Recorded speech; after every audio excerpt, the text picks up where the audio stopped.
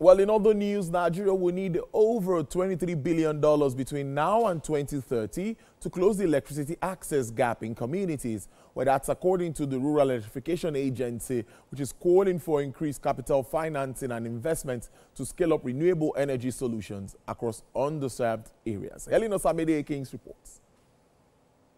Nigeria's energy crisis remains a major developmental obstacle. Despite having an installed electricity generation capacity of over 13,000 megawatts, only about 4,000 megawatts is consistently available for use, leaving more than 85 million of the population without access to grid electricity. Today, the stakeholders gathered here to chart a path forward for renewable energy adoption and energy transition in Nigeria.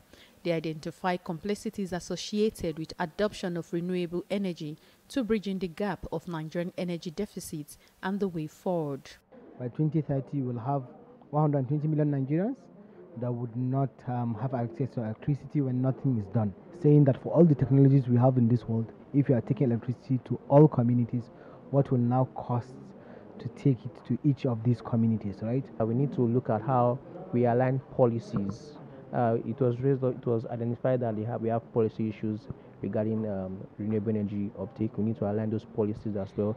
We also need to communicate more effectively with the business community so that they can have access to more financing that are available through the REA, as well as ensure that they follow the protocol and due diligence when bringing in standard renewable energy products into the country. Looking at the transition and everything, we believe that when we have this kind of conversation, it would help to deepen conversations around how we can utilize our natural resources, especially the renewables. And then, of course, Budget is working on this report that we need to also freshen up to be able to have it documented. Strengthening regulatory frameworks, creating enabling environment for off-grid investments, and prioritizing energy assets for remote communities through solar mini-grids and home systems are some of the recommendations reached by these participants in bridging the energy gap in Nigeria. Helen Osamide Akins, TVC News, Abuja.